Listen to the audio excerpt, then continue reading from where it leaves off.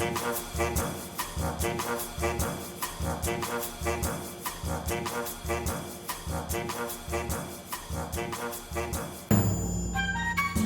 and welcome back to Everything's Fine, probably your weekly reminder that while some parts of the world might be falling apart, other parts aren't, or are at least being frantically sellotated back together again by amazing people. This week, we've got a smorgasbord of news, stories, and human weirdness to take your mind off the chaos. It's a regular buffet of brilliant things that have happened, served up by slightly less brilliant people who are, tragically enough, doing our best. We've got stories ranging from heroic clowns in war zones, really, to people rewilding parts of Scotland. Although if you've ever been on the Sucky Road on a Friday night, you'll have been more than aware that Scottish wildness is thriving. As always, I'm joined by my brilliant and slightly worrying crew. We've got Shelly, who's got her finger on all the human rights stuff that makes you want to cry and clap at the same time. Stu, who appeals for a plea for a level of sanity he can only aspire to himself and can surprise you in ways you had no idea you could be surprised. And our newest recruit, Gemma, cousin, chaos coordinator, and occasional voice of reason. Sometimes. That's right, we are now a four-host operation. We've gone full Beatles. Or ABBA, depending on how much glitter turns up in the studio. We are basically a proper ensemble. A dysfunctional one, obviously, but still. It counts. How are we all this week? You didn't say anything about yourself. You gave us a little headline. Yeah. What should we say about Jim? Shelley? He styles his beard using Kirby grips, we've just discovered. Oh, right. Yes. Well, that's a skill. And it's nice. It is a nice beard, isn't it? So we'll just have to describe it, won't we? Because there's no images. But it's full. It's a manly beard. And very curly. Yeah, So, it gets 10 out of 10. So that's Jim, everybody. So yeah, apart from that, how is everybody? I'm good. How was your holiday? Yeah, that was lovely. I went to Cape Verde. I had a few experiences out there, which was nice. So you had experiences. I'm going to have to pick you up. Well, I think the highlight was I booked him for this relaxing well-being day. And it was at the local salt plantation where they produce salt. So they haven't really got much they haven't really got much in the way of tourism. It's just like effectively going to, like the chemical factory in Norwich, just going for like a swim in a chemical pool or whatever. But anyway, so they'd kind of said this really good for you, this like well-being salt pool. So I went and I booked him for the salt massage. And so I went in, I was laying there, and there was like salt rocks, and they were like rubbing it into my skin. It's really painful, mixed with oils and water. It's rubbing it in, it's really hot, and like covered in salt. He then said, right, go and sit outside, and then I'll do the others. So anyway, they did the others, but because I was first, I sat outside and I didn't have any bloody suntan lotion on, so my shoulders cut. I was like a lump of pork sitting in the sun. Salted yeah, I was going to say, did you turn into crackling? My shoulders pretty much turned into crackling. They're basically just seasoning you. So they seasoned me. So then they said, right, come on, let's go down to the salt pool now. And obviously it's full of salt. They said, go on your back, don't go on your front. I've never been in that situation, but the salt lifts you up. So initially I went on my front and then my legs went up in the air. So I was really struggling to sort of get back under the pool. So I had a little swim in there and so on and so forth. He said, right, come out now. This is the next stage. So then there's this like woman, she's got all this like salt mud off the bottom of the pool. Next thing, she's like rubbing it all into me. So I'm like standing there. And I was just like, do I look her in the eye while she's doing this? We were just sort of standing there, she's rubbing all this mud into me now. I was already sort of covered in salt. So I got covered in the mud. I went back into the pool and I wasn't really listening to what he was saying. So he said, go and like wash it all off now. I didn't realise you shouldn't do it on your face. So I started washing my face, and the salt, I could not see. My eyes, they just closed, and I was just walking around and I couldn't see. I was a bit worried but I didn't want to tell the bloke I'd done it. So I was trying to be cool and not show him that Right, I had at that point, you're trying to be cool. What point? I mean, that ship covered in was mud, sailed, covered in mate. salt. Now just act cool. So Hello, ladies. I came out like walking. My eyes were like really, really red, but that wasn't the worst bit of it. When I was in the swimming around, my anus really started hurting. It was so painful. I think a good word for it would be like it was sort of smarting. It was smarting. My anus was smarting. And I was just like, it's really painful. And I was like looking around, and everyone else was okay. Anyway, I was just really sort of panicking. And honestly, that the pain was just unbelievable. Sort of covered in this mud and so. It's meant to be a well-being day. I sort of plucked up the courage in the end, and I spoke to a couple of guys, and I said, "Can I just say, is My anus hurts. yeah, pretty much." I was kind that really, did you get that at all? And that they said, well, yeah, a little bit. So then I asked some other people as well on the tour, and I said, you know, when you're in there, does your arse hurt a bit? And they said, yeah, a bit. So that made me feel a bit better because I thought it was just me. I thought, what's wrong with my? It wasn't my arse, it was my anus. Oh, so painful. So yeah, we finished that. He went and had a little cup of tea to detox. Then they took us back to my hotel, and I was just broken for the rest of the day. I had to go to sleep with the lights off. So what I would say is, if you are going to do that well-being in Cape Verde, be aware that you may get a sore anus. Thanks for that, Stuart. And I'll give you one more. Oh, there's more. Jesus.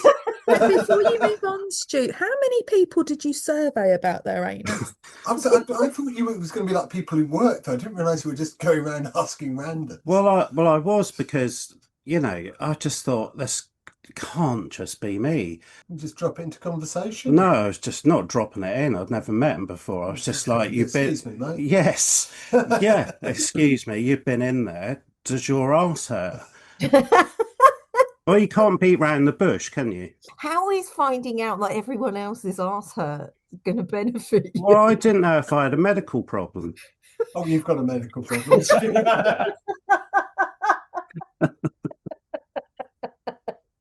So my other top tip from Cape Verde is when you go into some of the shops, not all the shops because they're lovely people, some of the shops are a cover for drugs.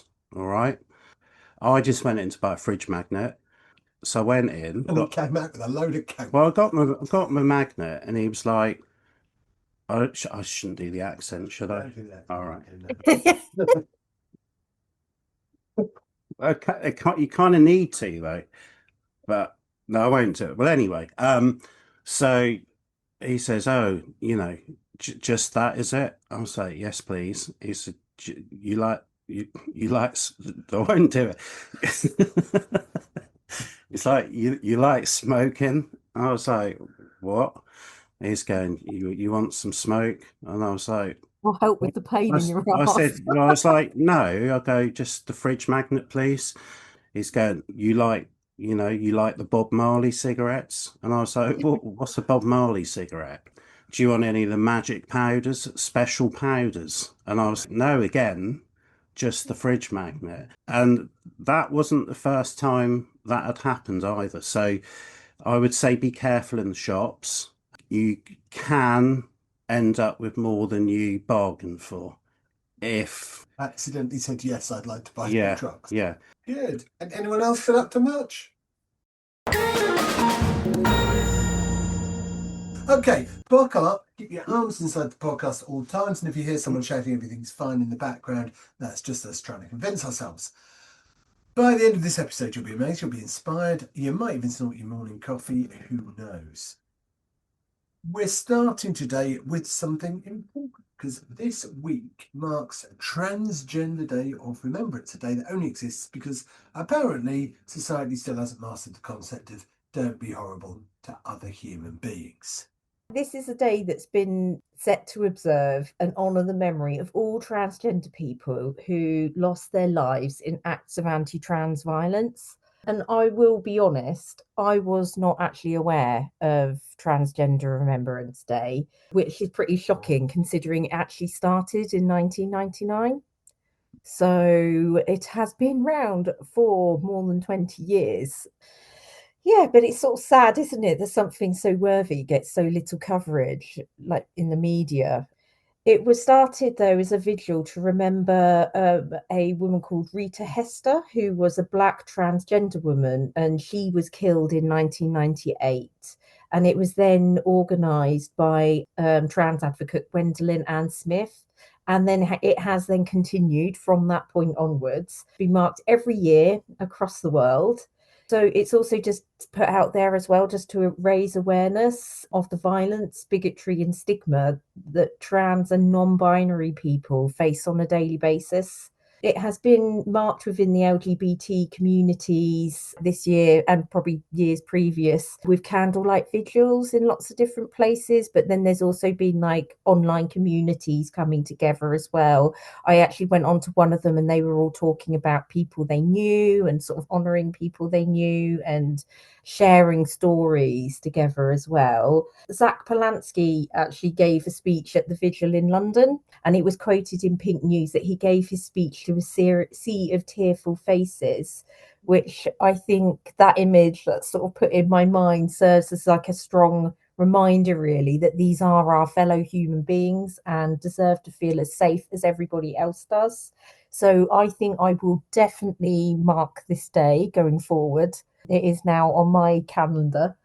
But as a sudden change, when I was actually doing this research to find out more about this day, and I was looking through all the LGBT news, I actually stumbled across some lamb news. Well, this is a sudden change of tone, but okay. Yes. You change into lamb news. Go on. Is this transgender lamb news? No, it is actually gay lamb news. Gay lamb news. So Okay. it is relevant to this is just how I found out about it, because I was going through all like the LGBT sort of, communities and news outlets and found this story, and it is up to date lamb news. It is not more than 20 years old like Yeah, my last piece of lamb news. Jim, have we got a sting for this as yet? No. I mean, this is, it's a regular feature. What, Yeah. like some kind of like lamb news headline? Yeah. News like meh, meh, meh, meh, meh, meh, meh, meh, meh, meh, meh, meh. There we go. Got one now. Yeah, That's you can very have good, that. actually. We've got to use that. Yeah, over to the lamb news desk briefly. So Yeah. beautiful. This is a hell of a tonal shift, I've got to say. But go on, hit us with your gay lamb news then, Shelly. This is like the one show, isn't it? Yes. Oh, that was horrific. Anyway, it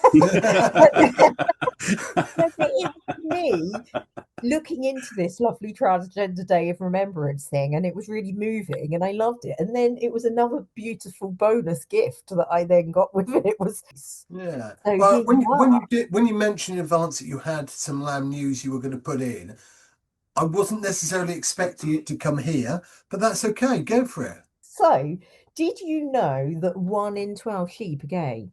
I'm going to level with you, Shelley. No, somehow that passed me by. I wasn't really expecting you to seriously mull that over. Well, but Stu is seriously. I think I might have heard something about gay animals recently. Yeah, so apparently, though, it's not just sheep.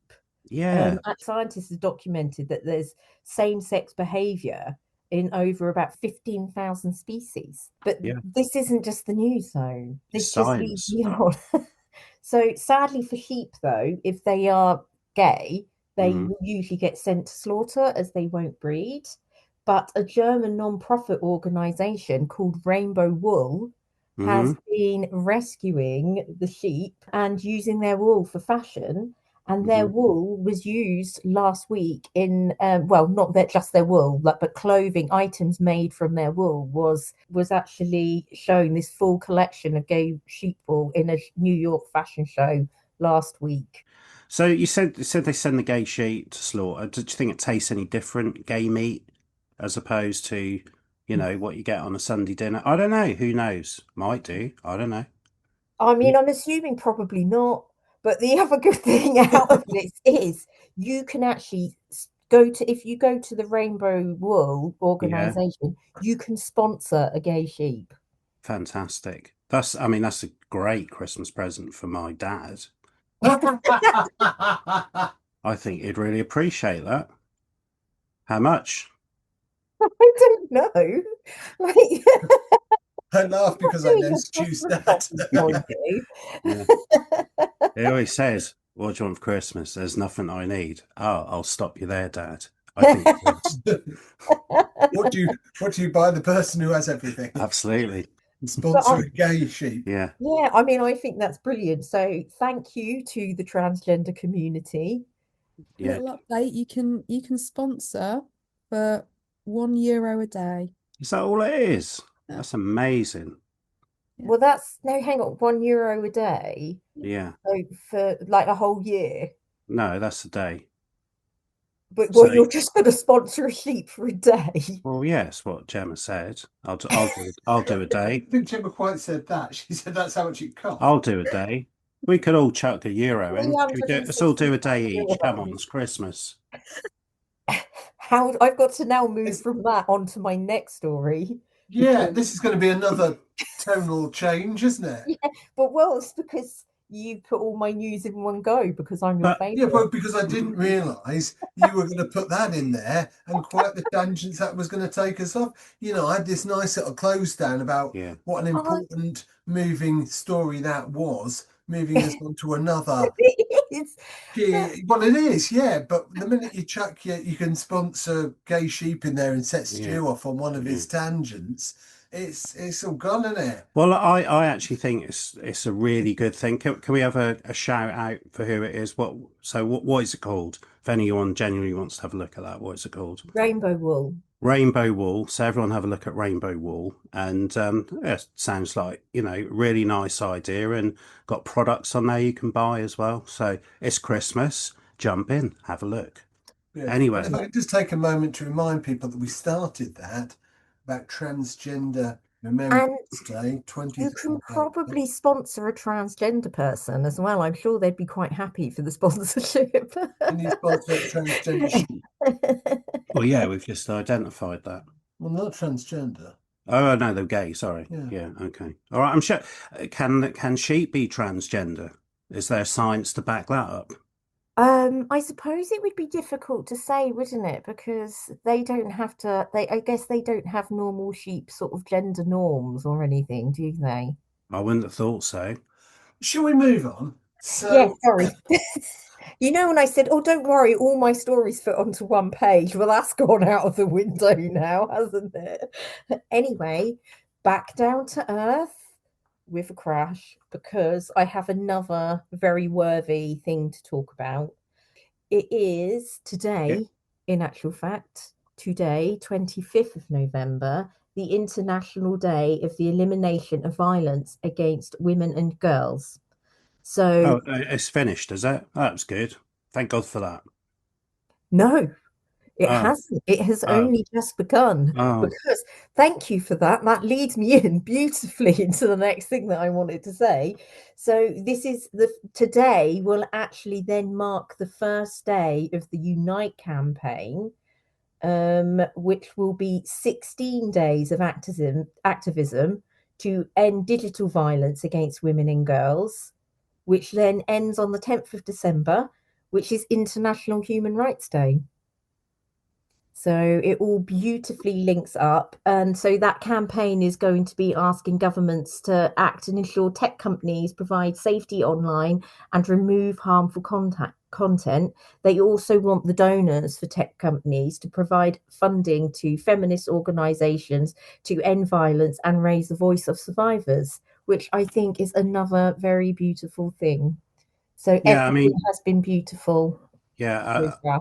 Interestingly enough, I was listening to Women's Hour today on Radio 4, and they did feature this. So, yeah, there's a lot being done, isn't there?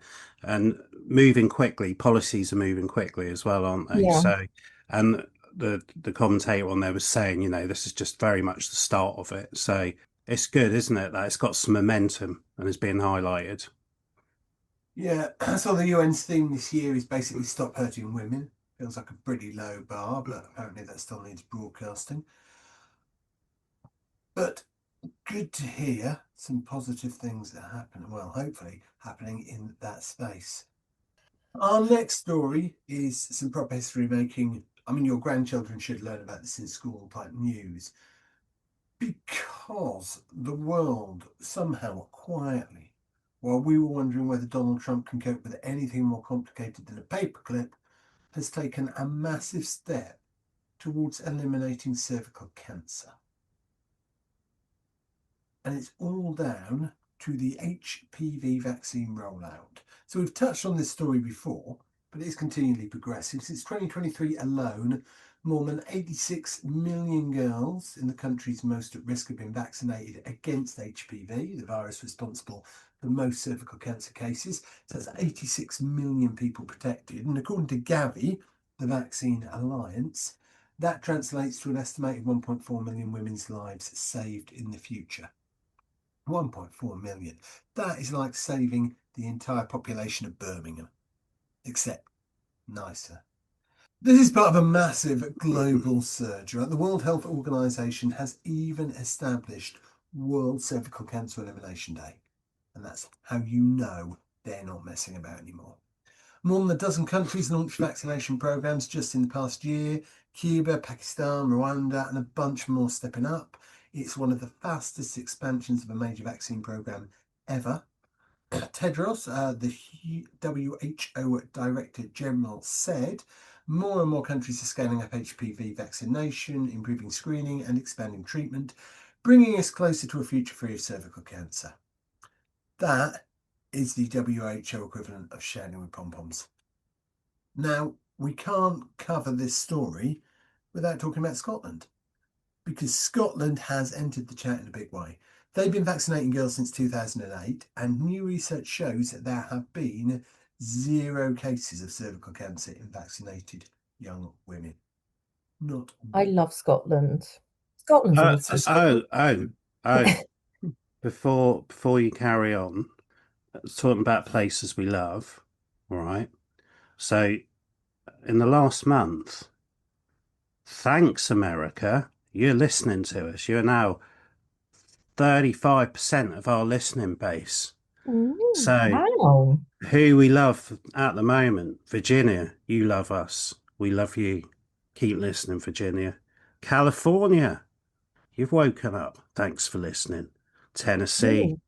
Ohio, hello, Texas, New Jersey, Delaware, and Georgia. You're all welcome.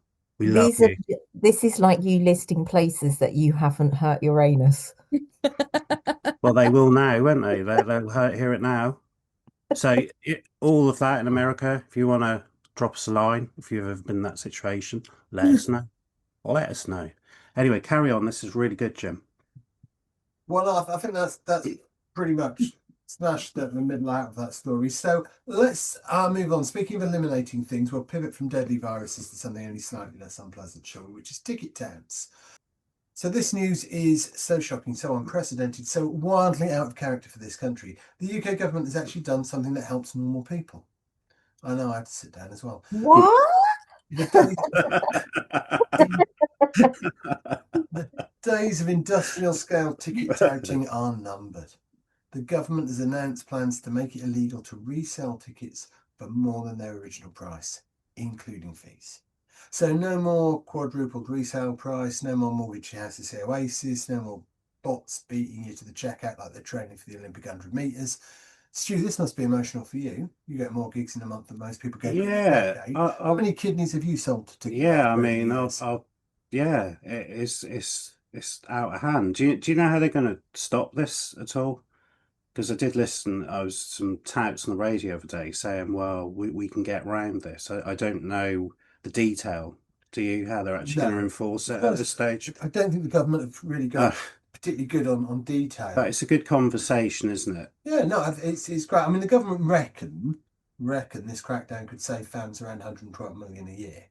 And not each, Yeah, obviously. Well, it yeah, depends how many times you see in Oasis, obviously. yeah. But that's still a lot of money. That's enough to pay for, what, half a pint at a London venue? The idea is Yeah, lots of mega tax yeah. get shut down, fans get first dibs, and you ain't got some cheeky bit of AI kit buying 400 tickets to flog a resale site for the price of a family car. Resale platforms are furious about this, obviously. They say it'll create a black market, which is adorable because that's what you're already running. That's like Dracula saying if you ban biting, people might resort to sucking blood. Speaking of ticket fairness, football fans, this one's for you.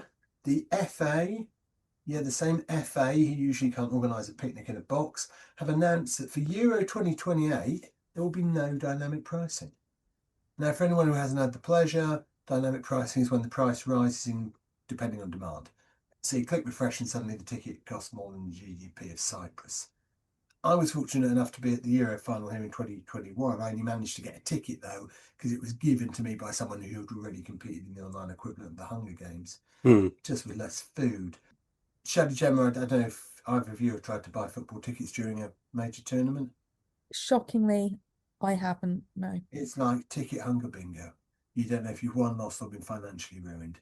So the FA says, no, none of that, not this time. Prices are going to be fixed up front. Half the tickets will be in proper fan-friendly categories. I mean, they're still going to cost a lot of money, obviously, but still, makes a nice change for the FA to do something proactive instead of, waiting for things to fall over and then announcing an inquiry. I would like to take this opportunity to give praise to the artists who have been way ahead of this. The Cure capped their ticket prices. Robert Smith basically went to war with ticket platforms like some kinds of goth Batman, and he won. Now, if the Cure can make ethical business decisions while wearing 14 layers of eyeliner, then the government should be able to as well. And Gemma, you heard of a good one where, what was it, a gig was cancelled? Yeah, there was hang on, I will have to call up the details, but basically a gig had kind of started to fill up, and a bunch of fans broke the barrier. So the standing area in front of the stage was overflowing. Like the capacity just meant that the gig had to be called for on safety grounds. It was an all ages gig. So to protect particularly the youth, but everyone, gig was cancelled. Obviously a lot of disappointed folk in the area, not least the band who were headlining. And bless them, they took to the socials, and I think it was sure it was in Australia. I want to say it was in Melbourne. Put like 5 grand behind 5, 6 pubs in the city, and so their fans could go out and have little drinky pops, not have a totally Cool. Aw. written off night, which I thought was a lovely little gesture. Yeah. I really want to find the name of the band because it has left my head. It would be nice to give them that shout out. So It yeah, would. between the crackdown on tax and the FA banning dynamic pricing, might actually be a decent moment for fans. For real fans, people like us who just want to see a band without taking that small loan, or watch a football match without selling their nan on Facebook Marketplace. Does it solve everything? Well, Stu, you were asking about that. I mean, the answer is no. Tax are going to sneak round it. Absolutely. Human beings will do anything for a profit. Right now, someone is definitely planning a black market ticket telegram group from a shed in Reading. But at least the system's moving in the right direction. And yeah, it's quite nice to have a week where we can say the UK government did something positive. Unless they've already done a U-turn on it, that's possible. Next week, we might even just buy a ticket at face value just to see what it feels like. I think the rhetoric is good. Bands like Oasis, they kind of got involved in dynamic pricing, didn't they? They did. And that was their decision to do that, because the band management, they make the call whether to tell Ticketmaster to dynamic price or not. So it does come from some artists, and obviously they've made a lot of money from that. Now, you said about the secondary sites, that used to be the black market, didn't it? Yeah. And they just came in and basically took the black market and said, we'll have this and we'll put that on our platforms. So really all that's going to happen, like you just said, is it'll go back Go to back the to black market. again. Yeah, absolutely. Yeah. But I suppose at least it won't be quite so visible Possibly. and Well, harder to control, maybe. maybe. I guess we'll just have to see. But hopefully there's something a little bit more positive behind it than that. Okay, Stuart, I'm going to pass over to you now. Another story about how people's lives are being made a bit better. This time by a new wave of guerrilla mosaic artists, people who are literally hacking the streets into pieces of art, probably to cheer themselves up at 3 a.m. Go for it. Well, as you know, we're all surrounded by unloved structures and decaying pavements. But in the cracks of that dull uniformity, an explosion of colour is happening. A global movement of artists who are called guerrilla Cheese. guerrilla mosaists. Is that how you say it? Mosaists? Is that a word? Guerrilla mosaics. That's not a word, is that mosaists? If you say it enough times, it is. All right. They are called guerrilla mosaists. They are transforming our urban landscapes one tile at a time. They're not just repairing the damage, though. They are injecting unexpected joy, profound poetry, and deep community healing into our daily lives. The movement starts with the powerful rejection of the disposable culture. So this is in Lyon. There's a famous artist called MM, and is famous for a technique called flacking. He doesn't just fill in the cracks in the pavement, he installs intricate geometric tapestries using fragmented ceramic, marble, and wood. He calls it a repair, but also a poetic gesture. So think about that. Instead of throwing away what is broken, they're celebrating it. They are elevating the flaw into a feature. So there's another artist called Mo Star. He repaired a crater caused by a grenade from the Bosnian War, using the act to restore dignity and ensure that the memory, not the destruction, is preserved. This is restoration as an act of hope. So in Chicago, artist Jim Batchelor, he noticed endless potholes outside his home.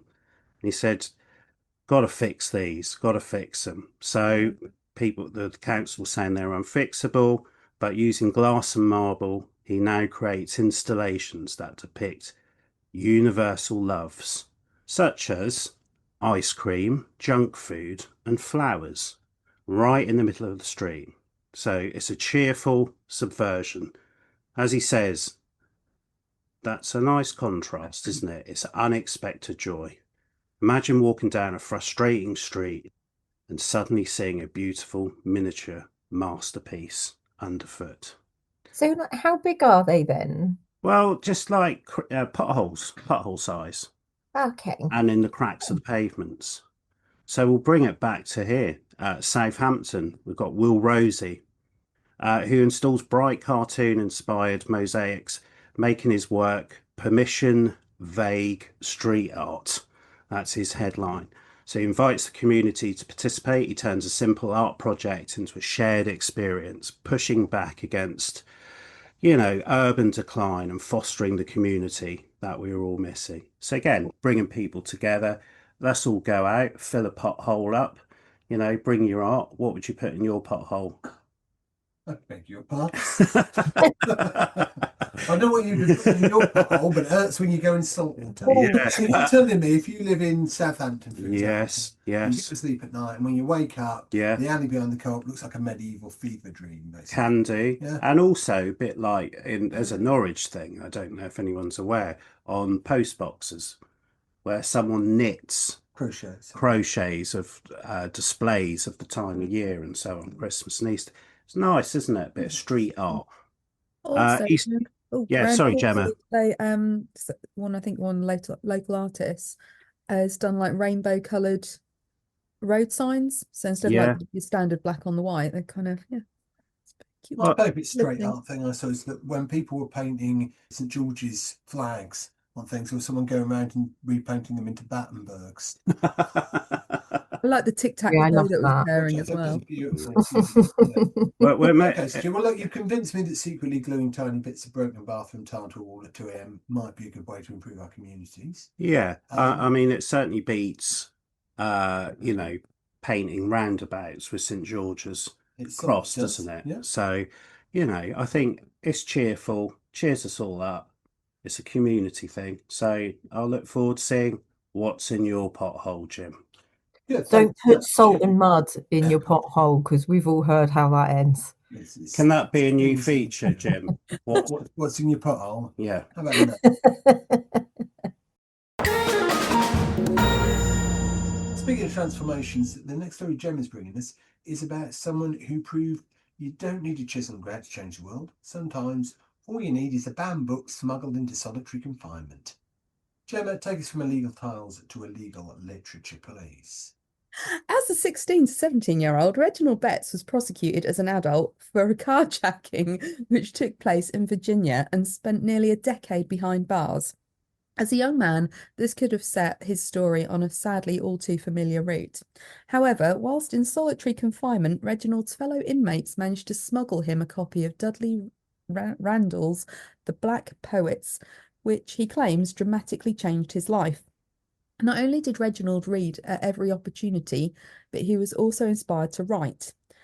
The one seemingly small event of reading a book which struck a chord completely changed the trajectory of this man. Upon his release from prison, he earned a bachelor's degree and a law degree from Yale. On top of becoming a poet, a teacher of poetry, spending time working in public law, and the spokesman for the Campaign for Youth Justice, which looks to reform like the whole youth prison thing in America. In 2020, he also founded Freedom Reads, a not-for-profit organisation with the mission of placing a freedom library in every cell block in every prison in America. There is an emphasis on community. The design of the libraries encourages discussion. There are book circles, all encouraging positive interactions.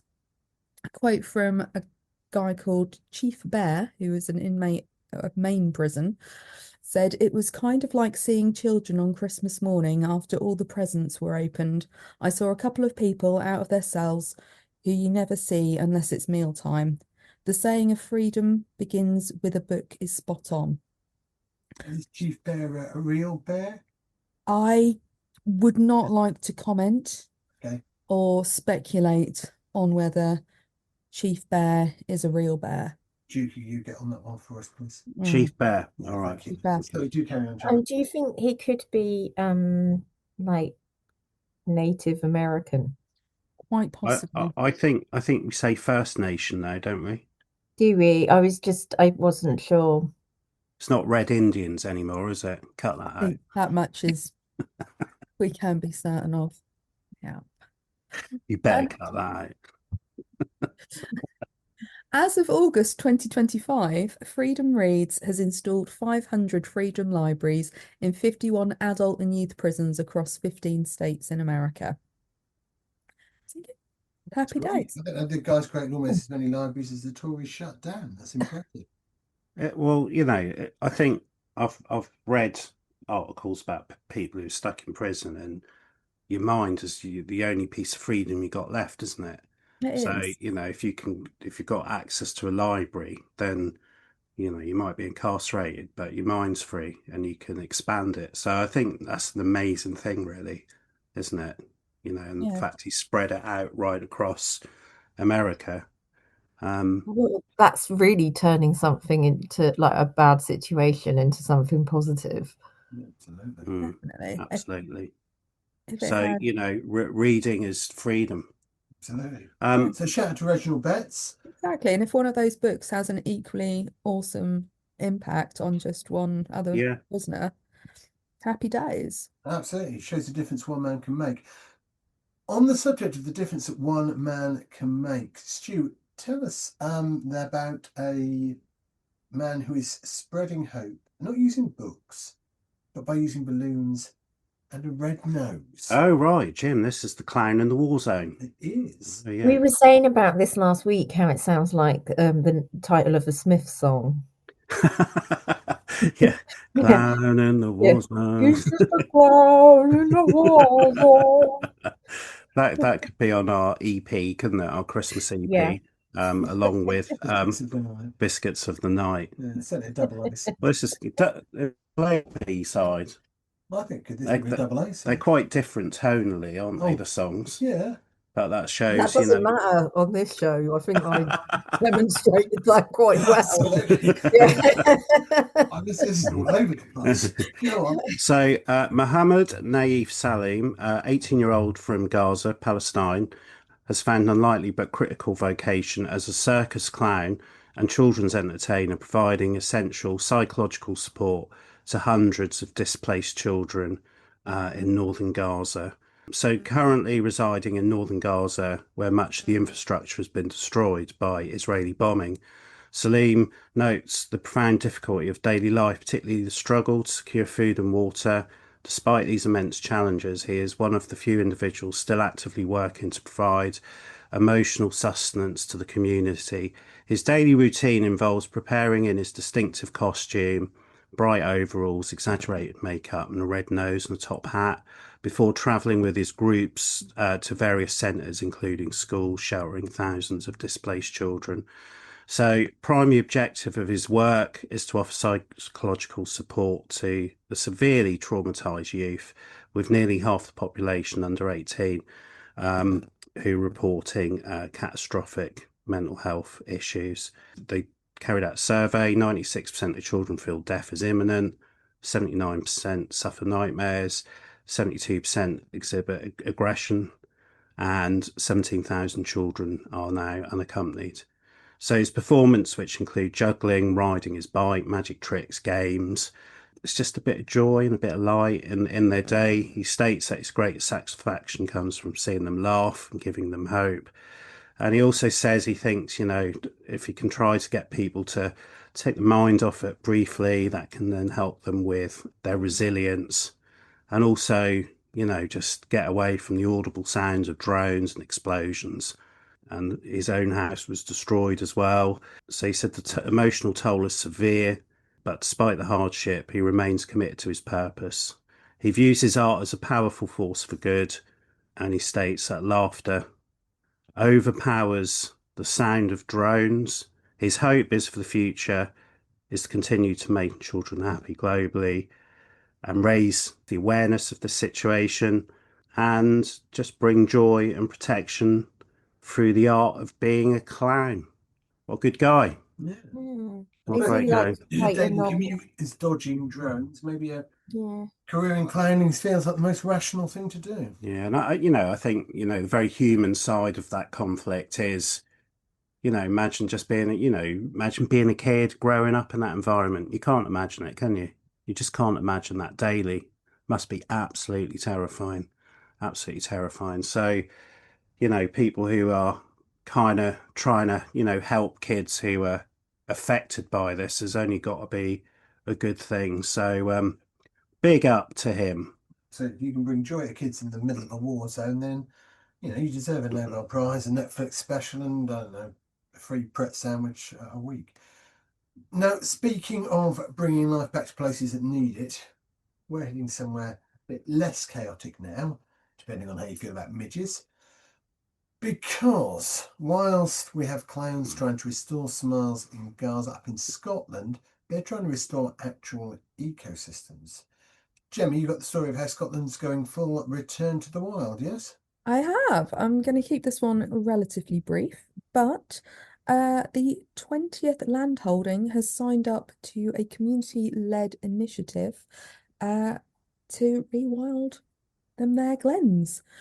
The Glen Affric National Nature Reserve has signed up to this initiative. It is arguably one of the most beautiful glens in Scotland. I've not been. I can't personally comment on that. Stu, as the man who Yeah. I like travels. I like Glenn Close. See what you did there. That's the second time I've seen Jim give you a look that was full of hate. In what time period? Just this evening. I was going to say, because it can't have been only the second time. You've only spotted 2. You haven't been paying attention, Shelly. You did ask me what my favourite glen was. No, just The glen is home to one of the largest and last remaining fragments of Caledonian forest, a unique habitat that has been reduced to less than 2% of its original extent. The aim now is to expand the forest and restore other habitats while opening up opportunities for tourism. This is a huge step forwards for the entire area to become richer in nature with new opportunities for people, said Stephanie Keel, Rewilding Afric Highlands Executive Director. Yeah, That's quite a job title. It amazing, is, isn't it? amazing. Yeah. Although those midges, they do bite, don't they? They Do we want them back? They may be mean, they're bringing still- measures to limit the midges while upping They're the. still there. They've not like gone. Yeah, but if you rewild, you'll get more, won't you? That's like, when I was away, I kept getting bitten. Some really nasty bites, so I could do without them, to be honest. But that said, it's all part of the ecosystem, so that's a good thing, isn't it? It is a good thing. What do you think, Jim? I think, lovely listeners, that brings us to the end of another episode of Everything's Fine, probably. Oh, Jim, can I just cut in there? Gemma wants to say something. Does she? I do, yes, because I looked up the band. Oh, excellent. Yes. Who are they?